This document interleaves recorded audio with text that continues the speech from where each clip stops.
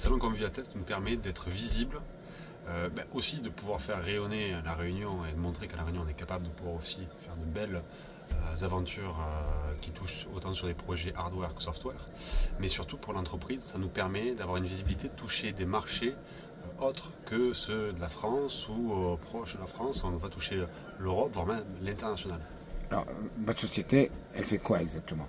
Notre société conçoit des capteurs pour suivre les fissures sur les bâtiments, mais aussi tout ce qui est mouvement, avec des capteurs d'inclinaison, des capteurs de mesure d'humidité dans les murs. Ça, c'est nos derniers capteurs. Et on conçoit le hardware, donc c'est-à-dire l'électronique, mais aussi le software, donc tout ce qui est intelligence et application derrière.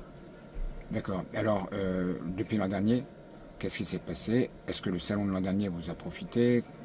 Quelles ont été les retombées? Le salon de l'année dernière a été un vrai premier grand pas sur des salons internationaux. On a pu se faire la main, avoir des premiers contacts. On n'était pas encore prêt pour l'international, mais ça nous a permis d'avoir une belle visibilité. Et cette année, on profite de cette visibilité-là, mais aussi de notre expérience pour pouvoir concrétiser les ventes et les potentiels partenariats.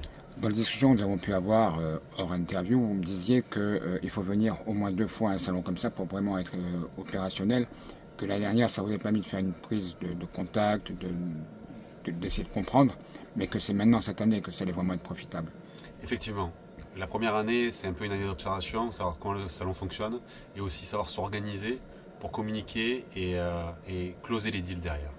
Cette année, on est prêt, on a pu bien préparer notre communication et on est aussi prêt à suivre ces leads derrière pour être efficace. Je crois savoir que vous ne faites pas non plus que le salon Vivatech. Vous allez bientôt partir à Dijon, vous parlez de Corée, vous faites tous les salons en fait. Alors on fait tous les salons, on a fait le CES de Las Vegas, on va aller à Dijon avec la délégation French Tech, on va aussi, là on est en train de viser, on s'intéresse beaucoup à un salon en Corée, car on a senti une vraie appétence de la Corée sur nos produits. Oui, à Las Vegas, c'était vos principaux contacts. Exactement, si on s'est intéressé à la Corée, c'est grâce au CES de Las Vegas. Et alors, qu'est-ce qu'ils ont de particulier, vos capteurs? C'est quelque chose d'unique au monde? Vous avez des brevets dessus? Qu'est-ce qui fait leur originalité?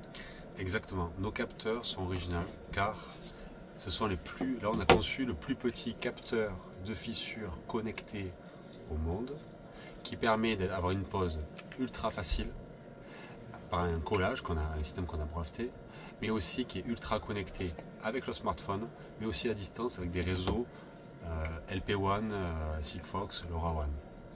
À La Réunion, par exemple, vous avez déjà posé des capteurs. À quels endroits, par exemple, et quel intérêt? Alors, on suit depuis plus de 2 ans le MIDO, avec le BRGM. Les failles? Exactement. On suit aussi les mouvements d'inclinaison, les mouvements de la structure. On est aussi, avec l'ONF, assure des mouvements rocheux, et avec d'autres professionnels, de grands groupes, pour pouvoir suivre des structures de génie civil ou de bâtiments. Des ponts, des bâtiments, des choses comme ça? Exactement.